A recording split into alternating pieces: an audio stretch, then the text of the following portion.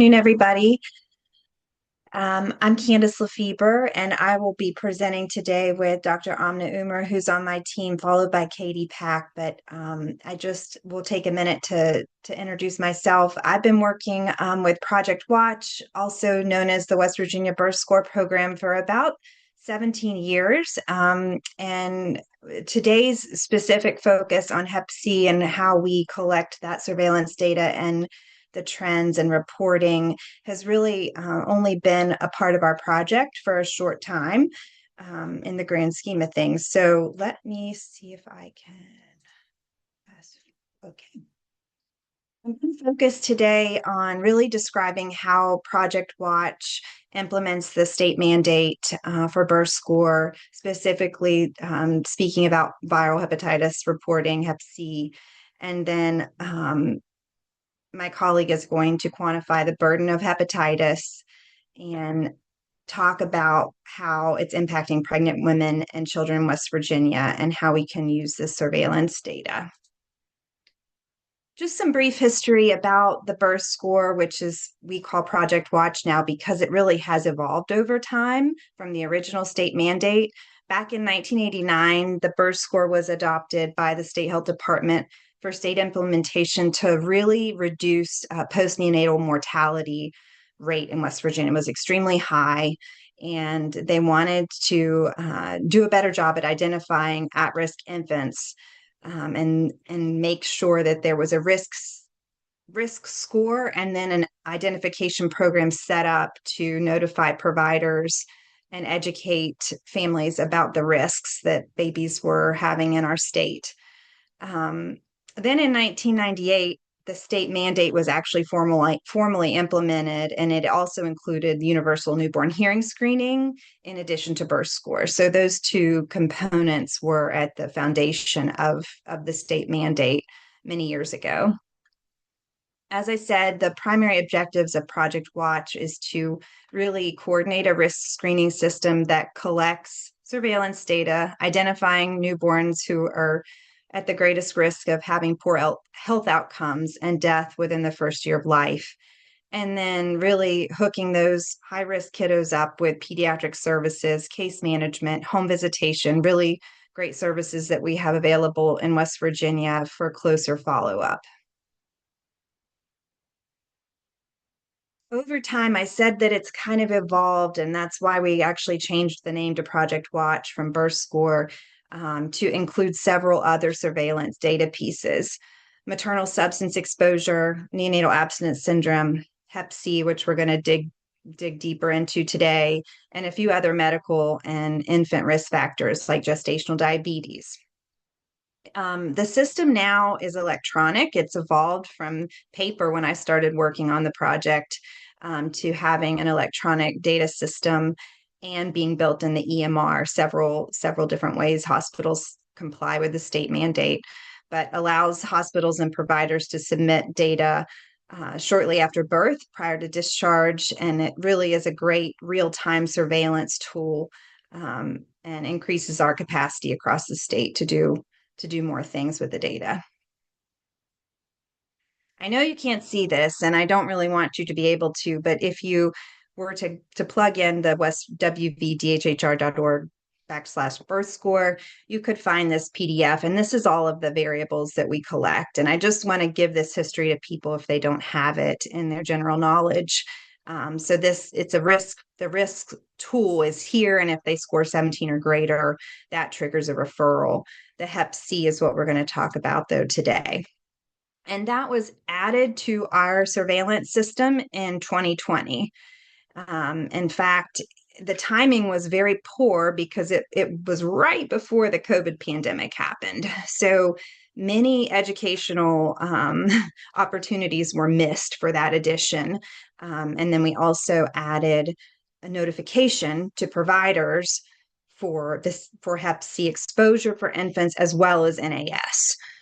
So this is just over time, some of the additions after birth score, newborn hearing, things like critical congenital heart disease, substance exposure, which is actually a part of the score. We expanded that to include categorical data for substances. and then vaping in 2024.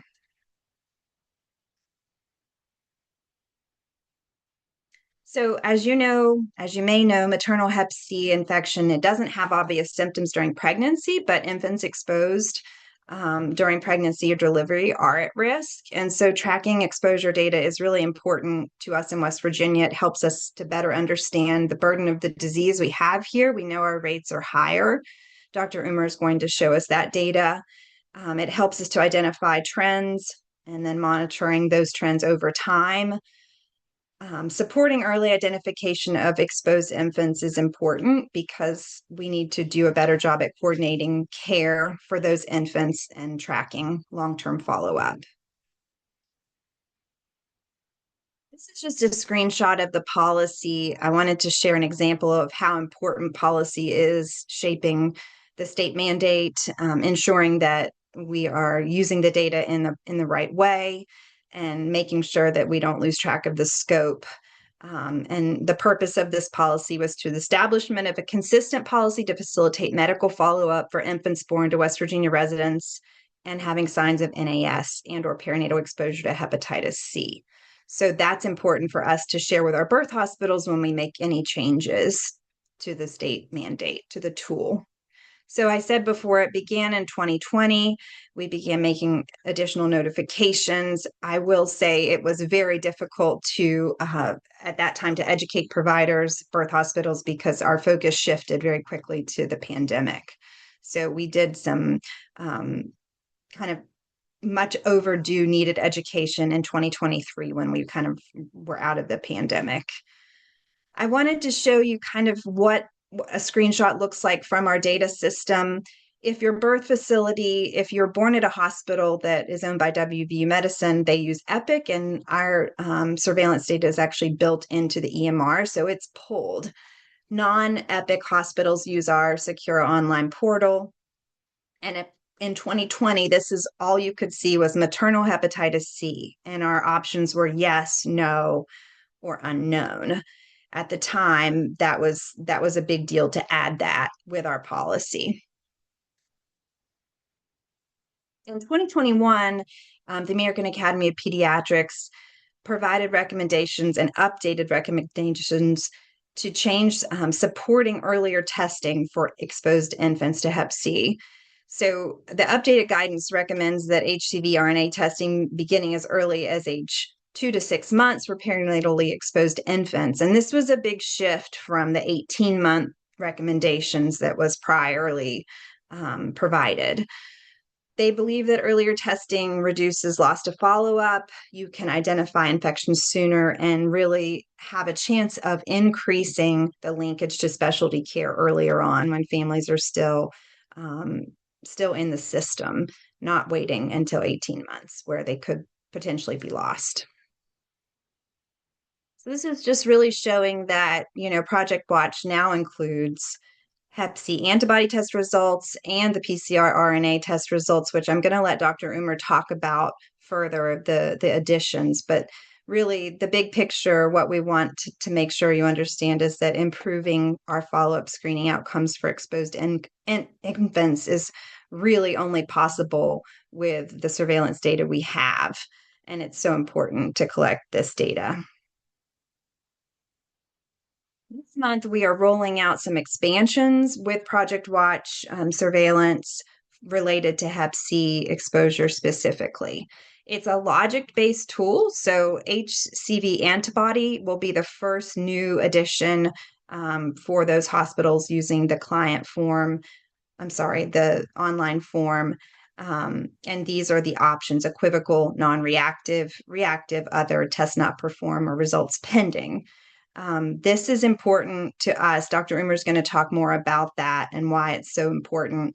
If this is reactive, if the logic-based answers HCV PCR is displayed, target not detected, value provided, other are also available selections for hospitals. And then we actually are collecting the viral load, which is this value here.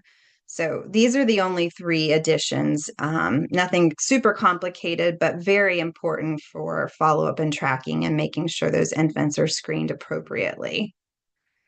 I've mentioned that it is real-time tracking. We usually have the data at prior to discharge or at discharge for those infants exposed shortly after birth. So our provider notifications are pretty timely within 24 hours to 48 hours of discharge. We use fax and emails, electronic referrals to our providers, and again, the policy that supports NAS notifications and Hep C exposure. Kady's going to talk later about the surveillance and monitoring at the state level, but it really is important that all of our surveillance data works together to track whether appropriate testing is occurring and identifying gaps in follow-up care. An infographic that is generated by AI, not Candice, that I thought was really good to wrap your head around how the data is flowing using Project Watch and the state mandate from pregnancy, infection to delivering at our hospitals, getting surveillance data, notifying providers, making sure that providers are educated about the most up-to-date recommendations of hepatitis C exposure and follow-up and tracking. So I think we're very fortunate in West Virginia. Yes, we have high rates, but we have a great system in place that we can do a lot to improve the long-term impacts on those moms and infants who are going through these, navigating this journey with hepatitis C. I am going to turn it over to Dr. Umer.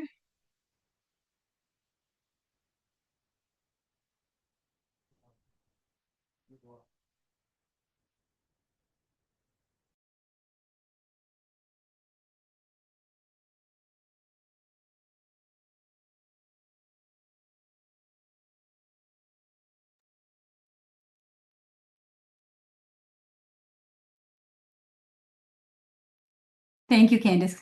Can you hear me now? Yes. All right. Hello, everyone. My name is Amna Umer, and I'm an epidemiologist by training. And I have worked with Project Watch team for more than 10 years now. I'm an associate professor in the Department of Pediatrics here at West Virginia University. Today, I will be providing an overview of maternal Hep C in West Virginia, the trends over time, the substance use associations, and the geographical patterns associated with Hep C in West Virginia. All the data that I'll be presenting today, except this one slide, I'll be using data from Project Watch. Therefore, it was really important how Candice was explaining how data is collected. But before I start sharing the rates, I included this slide because it is important to understand how maternal Hep C is identified.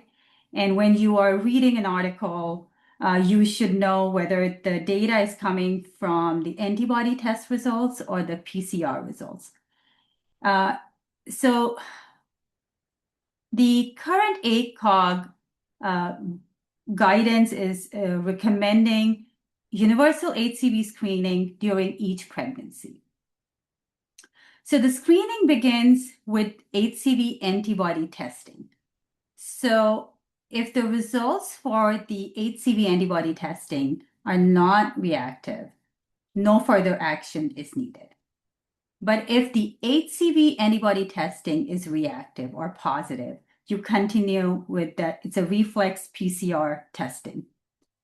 Now, if a woman has antibody is reactive, but the RNA is not detective, it means that this person had a past infection, it was cleared, or there was a false positive antibody result. Now, if the antibody is reactive and the RNA was also detective, it means that the woman has current active infection during pregnancy. So it is important to distinguish between these two types of test results when you're presenting the data. And I'll be using Project Watch data, and I'll talk about some of the limitations that we have using what we have used so far. But this distinction is important because if you're only using HCV antibody testing results, you might be overestimating the the prevalence of maternal Hep C, because those are not all active infection. They could be past or current infections. And again, if there is an active infection, then that person should be provided with counseling, further testing, and linkage to care and treatment. So most of the data that I'm presenting today is from Project Watch. Project Watch started collecting data on maternal Hep C in 2020, but initially did not differentiate between the past and current Hep C, and that's why it was important to understand how that testing is done. But starting this year, there's a huge improvement as we will be collecting data on the antibody test results, the PCR result, and also the viral load, the numerical value of the viral load, which will really show us the active cases of maternal Hep C during that current pregnancy. And this addition will really improve identification of those moms with active infection and strengthen that maternal infant follow-up efforts. This is the data from Project Watch for the past 6 years. And so the categories that Project Watch has is no, unknown, and yes. So in 2020, if you see that unknown or that missing category, we almost had 38% missing value there. But as the years passed, you can see that in 2025, that unknown or missing category dropped down to 11%. So our data has clearly improved over time. And looking at the rates of maternal Hep C, so starting from 3.5% or 35 per thousand births or deliveries to 1.6% in 2025. So clearly we are seeing a decrease of maternal Hep C over time. So the overall rate for these past 6 years is 2.5%. But when you exclude the missing category, of course, your denominator changes and it becomes higher. So your rate is 3.2%. So we have published this study and in the Journal of Addictive Disease. It was published last year. And here's the citation for our study. And basically, we were very clear about the limitation of Project Watch, that we did not capture the type of HCV testing performed. So we don't know whether the mother has past or active infection. So it's really important to let the readers know what kind of data we are presenting.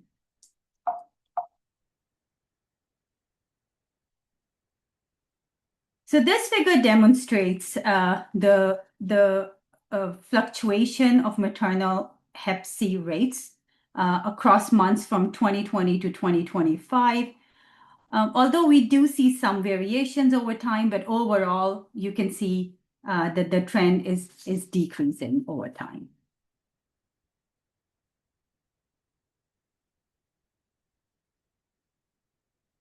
So we also so this slide is really comparing Project Watch data, which is on the right side. The table on the top is Project Watch data for all births from 2020 to 2024. The table below is using Project Watch data, focusing just on West Virginia residents. So every year, we have almost 18 to 20% births that occur in West Virginia from out-of-state residents. So those are those numbers.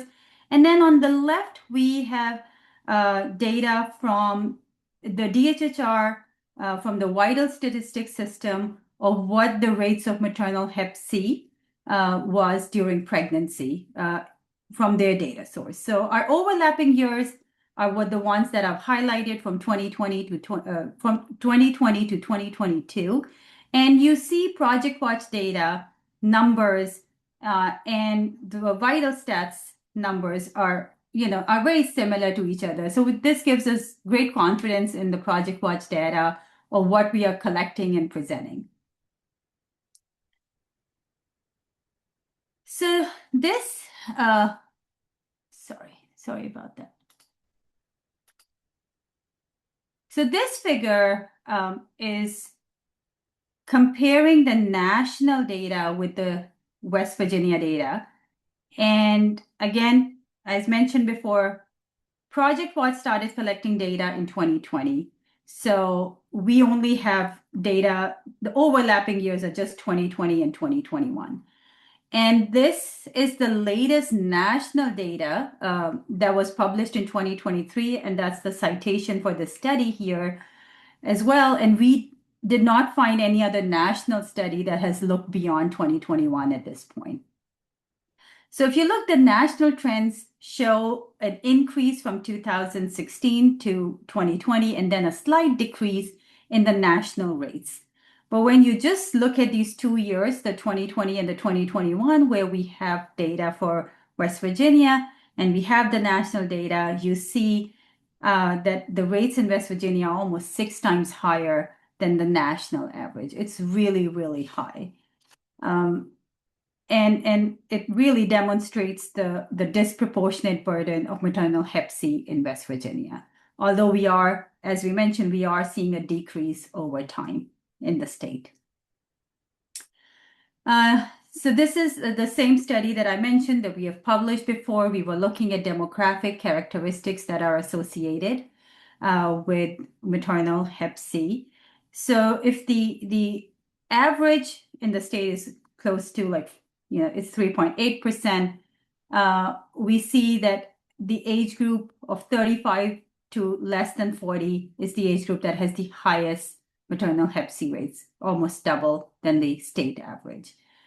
For those women with less than high school education, we see it's almost 3 times higher. The rate is 9.9%, almost 10%. For those on Medicaid, the rates are higher, almost 7%. And for those especially who had inadequate prenatal care, in this case, Project Watch collects data as less than 10 or more than 10 visits. So those with less than 10 prenatal care visits had really high rates of maternal Hep C, almost 13.7%.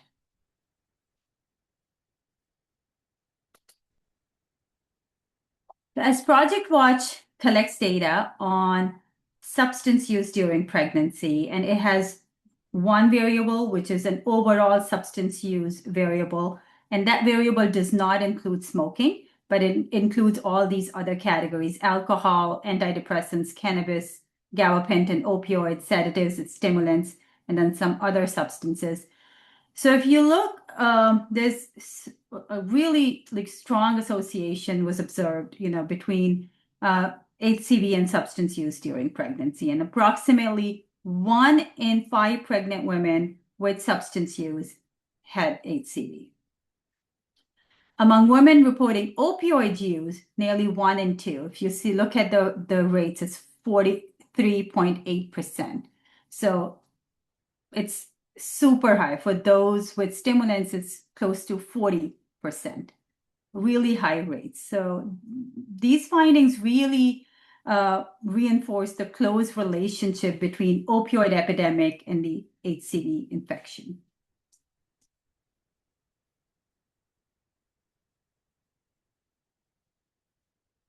So this is now looking at the same data that we had, but presenting it in a slightly different way. So before we were looking at the association between within those substance use categories, how many, what was the rate of maternal Hep C? Now this is looking at among those with maternal Hep C, what are the rates of substance use? So among women with Hep C, substance use prevalence was really high. Over 66% reported some form of substance use. Close to 50%, so nearly half of them reported opioid use. More than 70% reported smoking. So these findings really emphasize the need for integrated prenatal care, substance use treatment, and Hep C services needed. It's like all integrated services are needed to overcome this problem.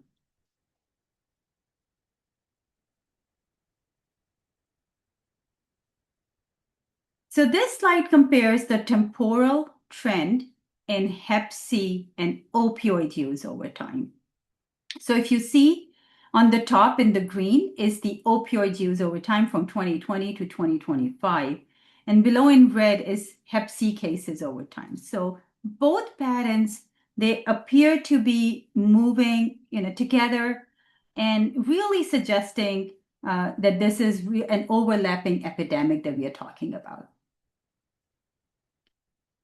Similar comparisons are shown here for Hep C and stimulant use over time.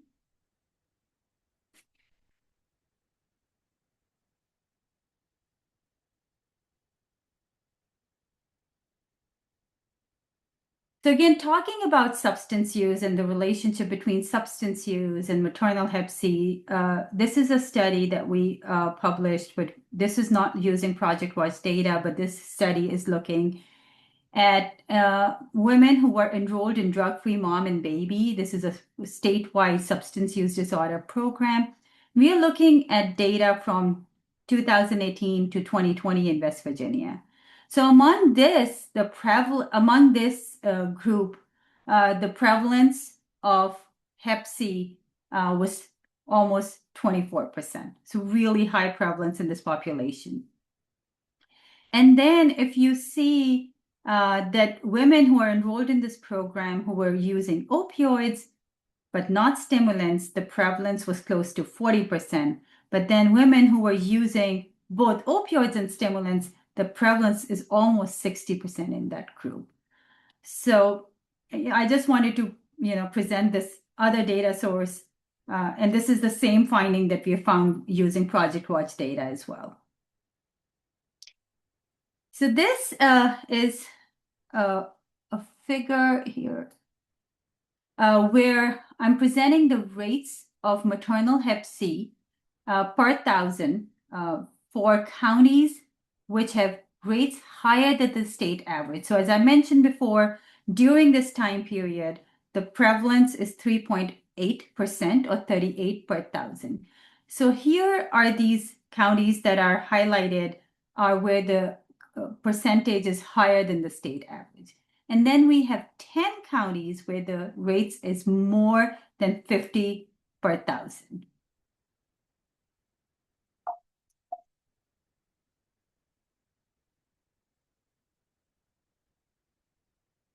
So now looking at this data and focusing on where the concentration of Hep C cases was in which specific counties. And so out of the 55 counties in West Virginia, 8 counties contributed to nearly half of all the HCV cases in the state. And if you look at these two counties, Kanawha County and Cabell County, they contribute to nearly 30% of Hep C cases in the state. So it's important to identify those high burden areas for targeted intervention and allocating healthcare resources to such areas.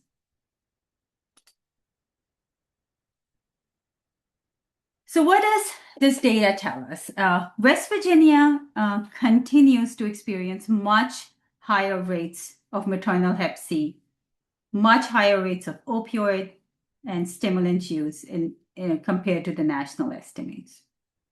So nearly like 1 in 40 women in West Virginia had either current or past Hep C compared to 1 in 200 nationally. So this overlapping epidemic highlights again the need for to continue the surveillance program to identify where the problem is, what the needs are, and really understanding what a huge burden it is in the state of West Virginia. With this, I will end my presentation. Thank you so much. And I'll hand it over to Kady back. Thank you.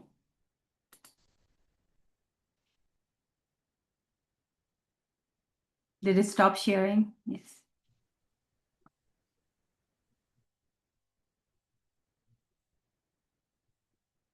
Hi, everyone. My name is Kady. I am an epidemiologist and the viral hepatitis surveillance coordinator. I'm with the West Virginia Department of Health, Bureau for Public Health, Office of Epidemiology and Prevention Services. So this final portion of our session today will focus on perinatal hepatitis C disease reporting requirements from the provider perspective. We will review the legislative rule, reporting timeframes, as well as each section of the case report form that's required when submitting a perinatal hepatitis C case to the state. I will emphasize the purpose and use of the data you provide and share how it directly impacts the work that we do here at the State Health Department. Perinatal hepatitis C became a nationally notifiable condition in 2018, and West Virginia included it as a reportable condition in 2022. The graph you see here shows the case counts of perinatal hepatitis C detected in West Virginia from 2022 to 2025, including those that did meet and did not meet case classification criteria to be considered confirmed or probable cases based on CSTE case definitions.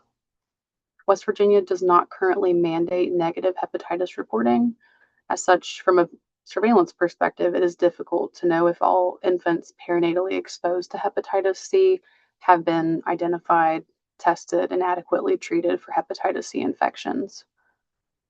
As of 2022, nearly all of these perinatal hepatitis C cases were identified through positive public health laboratory reporting. Considering the rate of hepatitis C among people of childbearing age, we would have anticipated some higher numbers of perinatal infections to be identified. As I mentioned in the previous slide, perinatal hepatitis C became a reportable condition in 2022 when it was added to the West Virginia Legislative Rule 64 CSR 7. We often refer to it as the reportable disease rule. It mandates healthcare providers, facilities, and laboratories to report communicable diseases to the West Virginia State Health Department, Bureau for Public Health. Hepatitis, as you can see, falls under Category 5. It includes acute and perinatal hepatitis C infections. They are reportable to the State Health Department within 1 week of notification. These reports should include all hepatitis A and B serologies, as well as transaminase and bilirubin levels. It's important to note here that if a laboratory is sending a test result, when we receive those test results, that does not fulfill the provider responsibility to send a case report form to the Department of Health. If an acute or perinatal infection is identified, like I said, we do need to receive that within 1 week of diagnosis or detection. This is a graph that you may have seen before. We share it often and widely. It's a useful visualization tool and categorizes the reportable communicable diseases by receiving entity and time to report. So as you can see, I've outlined the hepatitis C. It's in category 5 under that blue heading in the last column. This chart is available online, and we do have lots of printed, laminated copies available via request to our office. It also includes the fax number where we do request that reports be sent to us.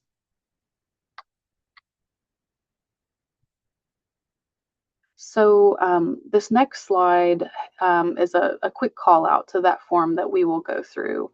Providers should utilize this case report form for each identified case of perinatal hepatitis C infection. And we'll use the remainder of the presentation to go through some of the key elements that are in the document, the components, uses, and method of reporting. I've included the link to the website where these forms may be accessed. Though our office does have a website that's currently under pretty major construction, so the link may be subject to change, and we will make sure that we provide that updated link as needed.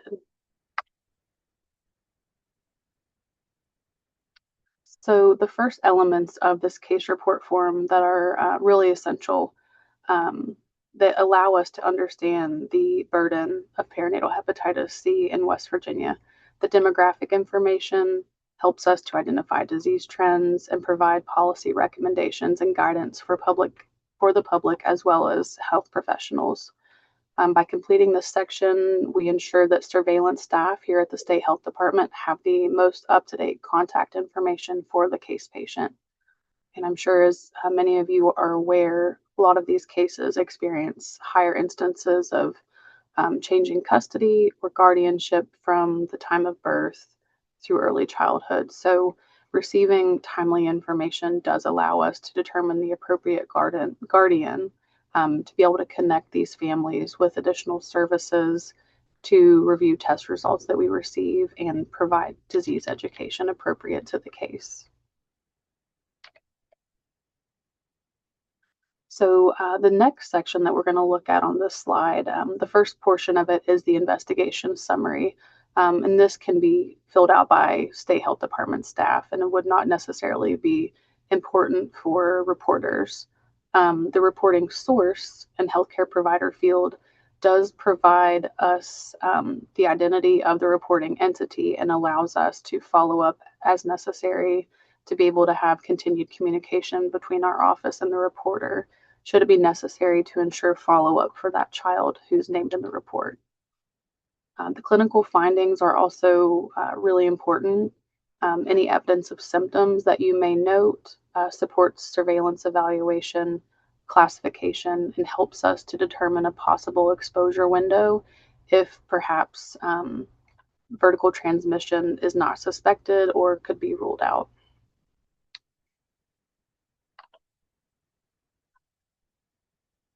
So though we do have laboratories reporting positive hepatitis test results, these forms do help fill any possible gaps. Like I mentioned earlier, we do not currently mandate negative hepatitis test reporting.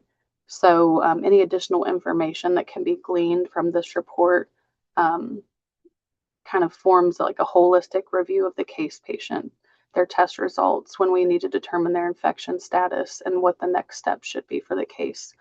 It allows us to be able to review the document for data accuracy, comparing what we see in our surveillance system to what you might be reporting via the case report form.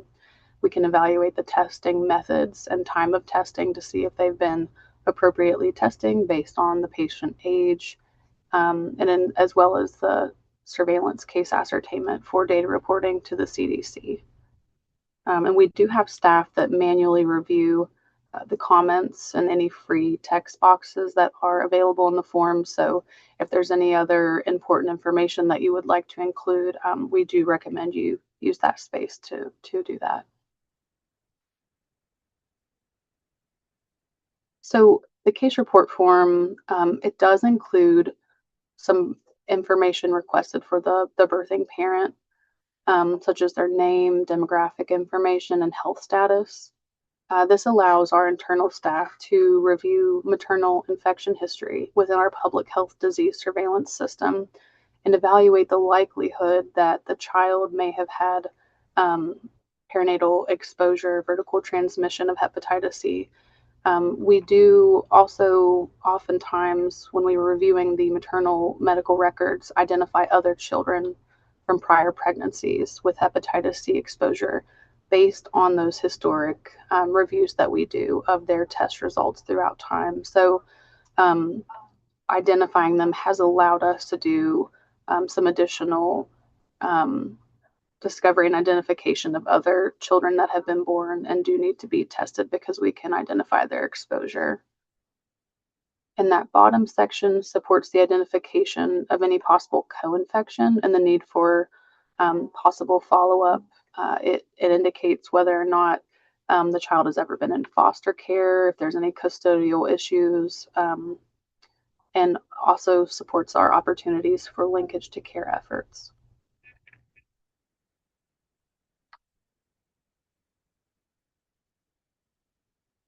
So these two sections, as we know, hepatitis B and C, there are some common risk factors, and we might expect to see some of these children have some exposures to both hepatitis B and C. So including some key pieces of information on possible hepatitis B exposure, Did the patient receive immune globulin at birth? Have they ever had the hepatitis B vaccine? Because our viral hepatitis program does include a perinatal hepatitis B prevention coordinator position. And the role for this is to support the local health departments in the identification of all hepatitis B positive pregnant women.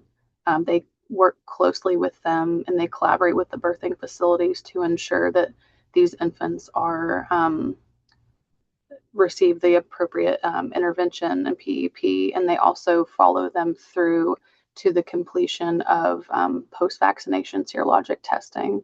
So we've included that here in the form, should that be pertinent and applicable. And then that bottom section includes any known exposure to any blood through accidental needle stick or other types of exposure details that may be informative for us to know if there could be other means for exposure and transmission of hepatitis C for this case. And these last two sections of the form, the public health issues and actions, as well as the linkage to care, that helps us at the state as reviewers understand if there are any flags or anything that we need to immediately take action to address possible outbreak scenarios, if there's any disease education gaps that we can provide support for, and additional linkage to care efforts. Some elements of the section may not be applicable to providers, but if this information is known or suspected, it is really important to be able to include that and share that information with us. It also prompts the provider to indicate if the patient or guardian was educated on the infection status and given preventative information to eliminate further transmission. And if you are aware of any linkage to care efforts or treatment that has been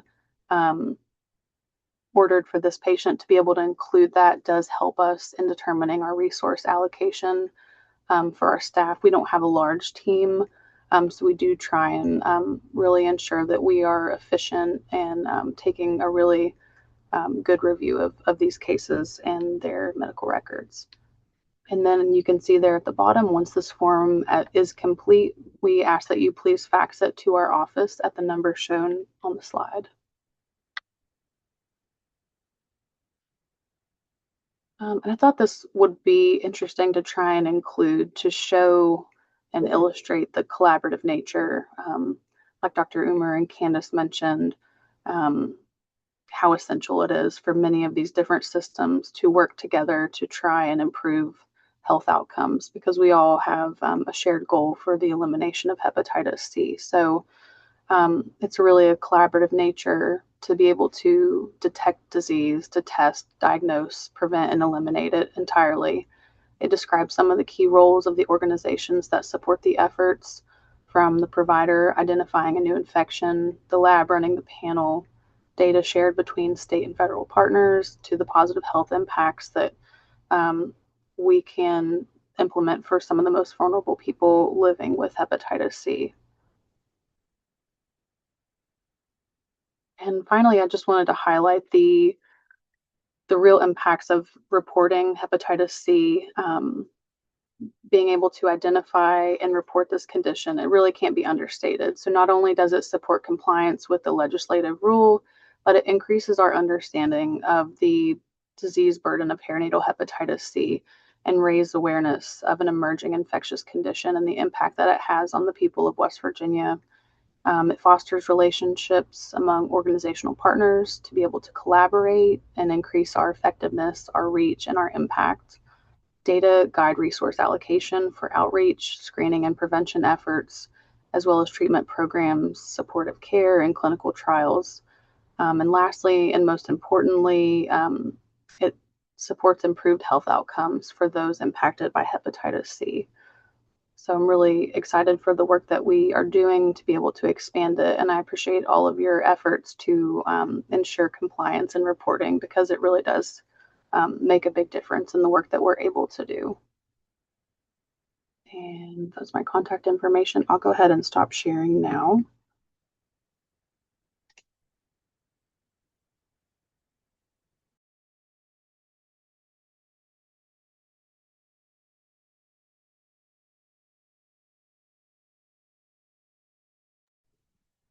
All right. Do we have any group questions from the group?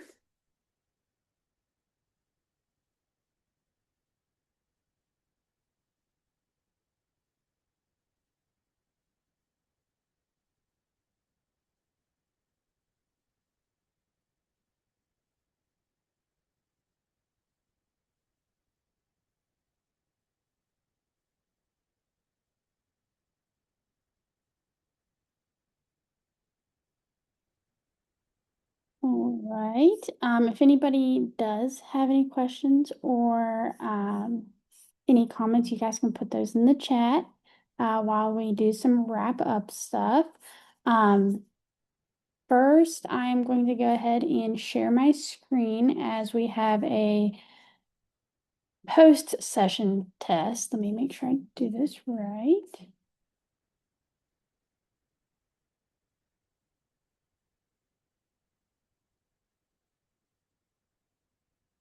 And why anybody is working to complete this, you are welcome to ask questions, of course, as well. All right.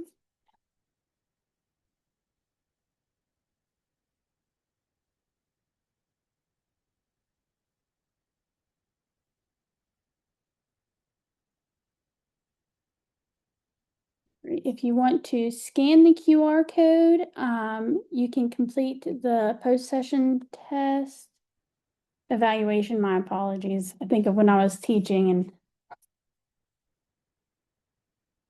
there is that. Now we'll go ahead and put, oh boy.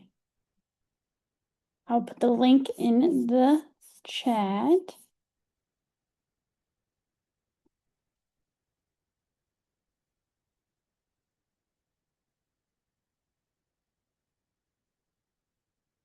All right, so once again, if you have any questions, feel free to unmute yourself and you can ask them, or you can put it in the chat. So we do have a question.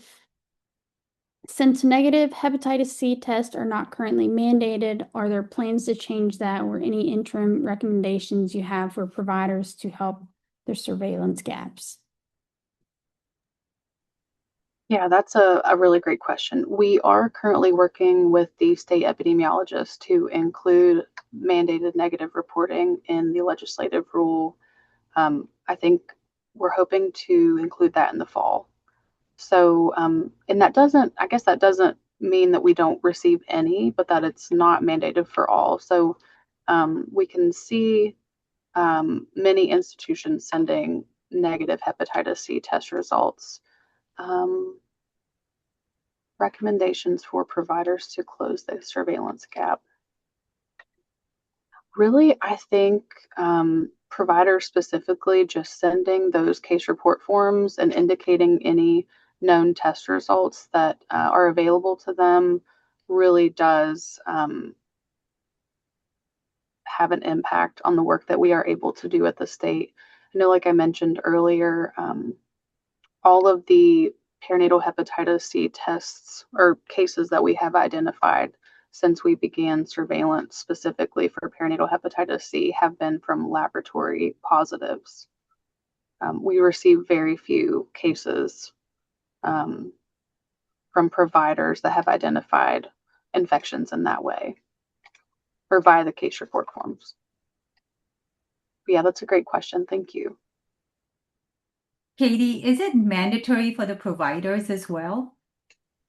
It is, and I think that's one thing we have a gap in education, because I think it may not be as widely known or understood that that is a separate requirement for facilities and providers to report acute cases of hepatitis and perinatal cases separately via those other mechanisms.